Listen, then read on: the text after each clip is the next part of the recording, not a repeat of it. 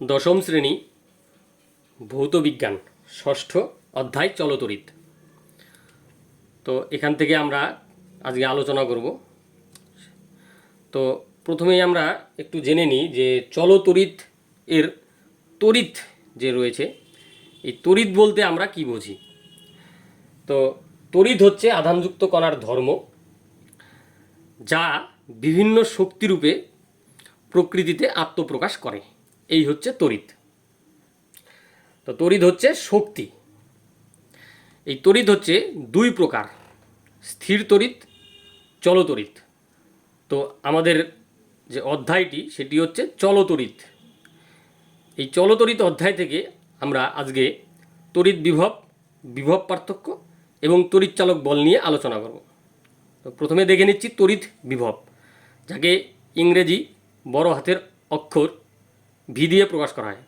তো তড়িৎ বিভব বলতে আমরা কি বুঝবো?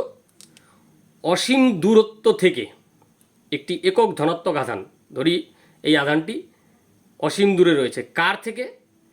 এইখানে একটা তড়িৎ ক্ষেত্র রয়েছে। তড়িৎ ক্ষেত্র বলতে একটি ধনাত্মক আধান, এই ধনাত্মক আধানের চারপাশে জুড়ে একটা প্রভাব থাকবে, সেই প্রভাবযুক্ত অঞ্চলকেই এই ধনাত্মক আধানের তড়িৎ ক্ষেত্র বলবো। সেই তড়িৎ ক্ষেত্র থেকে অসীম দূরে একটি একক ধনাত্মক আধান রয়েছে, এটিকে আমরা ধরে নিচ্ছি সুবিধার্থে একক ধনাত্মক আধান। এটিকে আমরা এই তড়িৎ ক্ষেত্রের মধ্যে যে কোনো একটা বিন্দুতে স্থাপন করব। ধরলাম এইখানে আমরা নিয়ে আসলাম এই বিন্দুতে, তাহলে এই বিন্দুতে নিয়ে আসতে এখানে একটা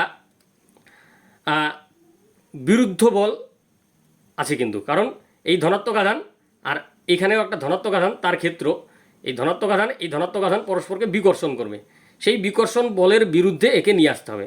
তাহলে এই আধানকে কিছু পরিমাণ কার্য করে এখানে আসতে হবে। যে পরিমাণ কার্য করব সেটাই হচ্ছে তড়িৎ বিভব বা ভি। কি তড়িৎ বিভবের সংজ্ঞাটা তাহলে কী দাঁড়াচ্ছে? অসীম দূরত্ব থেকে একক ধনাত্মক আধানকে তড়িৎ ক্ষেত্রের কোনো বিন্দুতে আনতে তড়িৎ বলের বিরুদ্ধে যে পরিমাণ কার্য করতে হয় তাকে ওই বিন্দুর তড়িৎ বিভব বলে। তো এইবার আমরা এই তড়িৎ বিভব এর রাশিমালা কি সেটা দেখব। এইবার আমরা এই রাশিমালাটা নির্ণয় করার জন্য আমরা ধরে নিচ্ছি যে এখানে কিউ পরিমাণ আধান আছে। তাই কিউ পরিমাণ আধানকে এখানে নিয়ে আসতে আমার ধরলাম ডাব্লিউ পরিমাণ কার্য করতে হয়। তাহলে ঐকিক নিয়মে কিউ পরিমাণ আধানকে তড়িৎ ক্ষেত্রের কোনো বিন্দুতে আনতে ডাব্লিউ পরিমাণ কার্য করতে হয়। তাহলে একক আধানকে ওই বিন্দুতে নিয়ে আসতে কী পরিমাণ কার্য করতে হবে? ডাব্লিউ বাই কিউ পরিমাণ। তাহলে আমরা তড়িৎ বিভবের সংজ্ঞা অনুযায়ী যদি আমরা তড়িৎ বিভবকে ভি দিয়ে প্রকাশ করি, তাহলে V is equal to W by Q, অর্থাৎ বিভব, তড়িৎ বিভব ইজ ইকুয়াল টু কৃতকার্য বাই তড়িৎ আধান এর পরিমাণ। এই যে আমি এখানে এই সমীকরণটির ক্ষেত্রে ভি ইজ ইকুয়াল টু তড়িৎ বিভব লিখে দিয়েছি, ডাব্লিউ ইকুয়ালস টু কার্য এবং কিউ ইজ ইকুয়াল টু ধনাত্মক আধান। এই হচ্ছে তড়িৎ বিভব নির্ণয়ের রাশিমালা। এবার আমরা দেখে নিব তড়িৎ বিভবের একক। সিজিএস পদ্ধতিতে তড়িৎ বিভবের একক হচ্ছে ইএসইউ এবং এসআই পদ্ধতিতে একক হচ্ছে ভোল্ট। এবার আমরা ভোল্টকে আমরা কিন্তু একটু অন্যভাবে বলতে পারি, যেমন কার্যের এসআই একক হচ্ছে জুল আর আধানের এসআই একক হচ্ছে কুলম্ব। তাহলে জুল পার কুলম্বকে কিন্তু আমরা ভোল্ট বলতে পারি। ঠিক আছে, এবার আমরা তড়িৎ বিভবের মাত্রা বলবো। তাহলে ভি এর মাত্রা, এইখানে হচ্ছে রাশিমালাটা কি দেখতে পেলাম, V is equal to W by Q. তাহলে ভি এর মাত্রা ইজ ইকুয়াল টু উপরে হচ্ছে কার্য, তার মানে কার্যের মাত্রা বাই আধানের মাত্রা। এবার কার্যের মাত্রা আমরা নবম শ্রেণীর পরিমাপ অধ্যায় থেকে শিখে গেছি, M L square T to the power -2। আর আধানের মাত্রা ইজ ইকুয়াল টু আইটি। এই মাত্রা লেখার সময় আমাদেরকে কিন্তু থার্ড ব্র্যাকেট দিয়ে লিখতে হবে, M L to the power 2 T to the power -2, এটা থার্ড ব্র্যাকেটের মধ্যে থাকবে, আর নিচে আধানের মাত্রা আইটি থার্ড ব্র্যাকেটের মধ্যে থাকবে। এবার এই টিটা যদি উপরে চলে যায় তাহলে এখানে টি টু দি পাওয়ার -3 হয়ে যাবে, আর আইয়ের পাওয়ারটা -1 হয়ে যাবে। তাহলে আলটিমেটলি কী দাঁড়াচ্ছে, M L square T to the power -3 I to the power -1। এই গেল আমার তড়িৎ বিভব সংক্রান্ত ব্যাপারগুলো। এবারে আমরা আসবো বিভব পার্থক্য। এবার আমরা এই তড়িৎ ক্ষেত্রের মধ্যেই একটা বিন্দু থেকে আরেকটা বিন্দুতে একক ধনাত্মক আধানকে নিয়ে যেতে যে পরিমাণ কার্য করতে হবে সেটাই হচ্ছে বিভব পার্থক্য।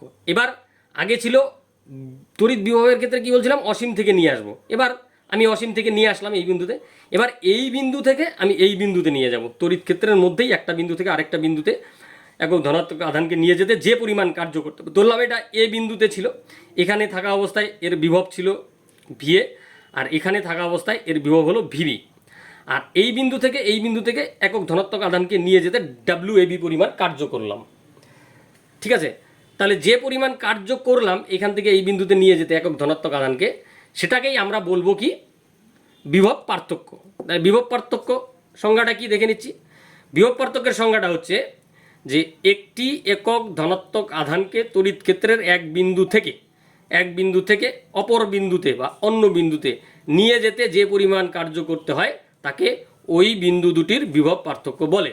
এবার আমরা যদি সেটার রাশিমালা বা সমীকরণটা দেখি তাহলে কি হচ্ছে, এই বিন্দুর বিভব পার্থক্য যদি ভিএ হয় আর এই বিন্দুর বিভব পার্থক্য যদি ভিবি হয়, আর এই বিন্দু থেকে এই বিন্দুতে ধরলাম কিউ পরিমাণ আধানকে আমি নিয়ে যাচ্ছি, তার ফলে কার্য যদি ডাব্লিউ এবি হয় তাহলে VA minus VB is equal to W AB by Q. এটা হচ্ছে বিভব পার্থক্যের রাশিমালা। এবার আমরা সংক্ষেপে করে ভিএ মাইনাস ভিবিকে ভি হিসেবে লিখতে পারি। একক কি, সিজিএস পদ্ধতিতে একই একক ইএসইউ, আর এসআই পদ্ধতিতেও একই একক ভোল্ট, অর্থাৎ তড়িৎ বিভবের এককের ন্যায় বিভব পার্থক্যের একক একই হবে, ইএসইউ সিজিএসএ এবং এসআইতে ভোল্ট। আর এই সিজিএস একক আর এসআই এককের মধ্যে সম্পর্ক হচ্ছে 1 ইএসইউ ইকুয়ালস টু 300 ভোল্ট। এবার আমরা তড়িৎচালক বল দেখে নিচ্ছি।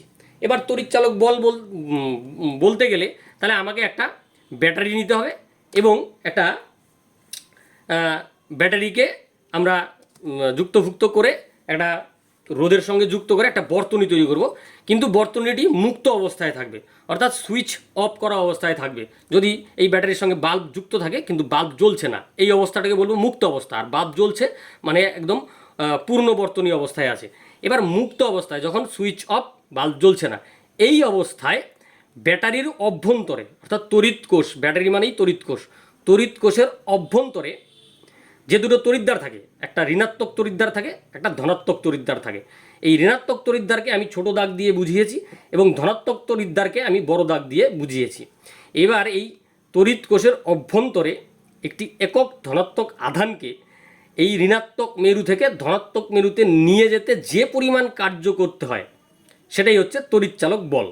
তাহলে তড়িৎচালক বল বলতে গেলে আমাকে একটা মুক্ত বর্তনী দরকার, সেখানে অবশ্যই একটা তড়িৎ কোষ থাকবে।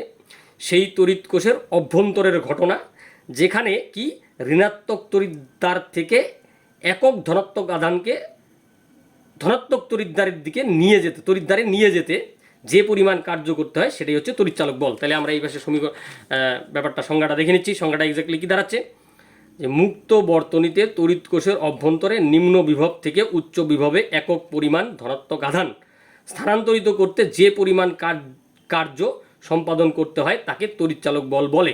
তড়িৎচালক বলকে আমরা ই দিয়ে প্রকাশ করব। তড়িৎচালক বলকে আমরা কী দিয়ে প্রকাশ করব, ইংরেজি বড় হাতের ই দিয়ে প্রকাশ করব। এবার এর রাশিমালাটা দেখে নিচ্ছি। এবার ধরলাম যে এই বিন্দু থেকে এই ঋণাত্মক তড়িৎদ্বার থেকে ধনাত্মক তড়িৎদ্বারে আমরা কিউ পরিমাণ আধানকে নিয়ে যাচ্ছি, তার ফলে ডাব্লিউ পরিমাণ কাজ করতে হলো। তাহলে ই ইজ ইকুয়াল টু কি, ডাব্লিউ বাই কিউ, কারণ কিউ পরিমাণ আধানকে নিয়ে যেতে ডাব্লিউ পরিমাণ কাজ করতে হয়।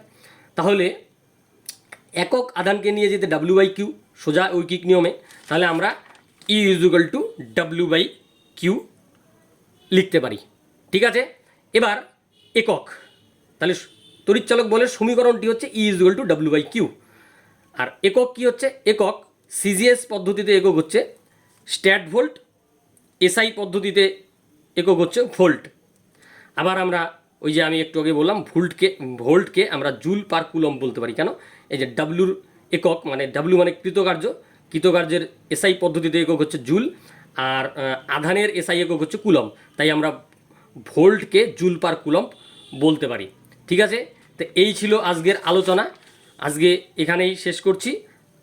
ধন্যবাদ।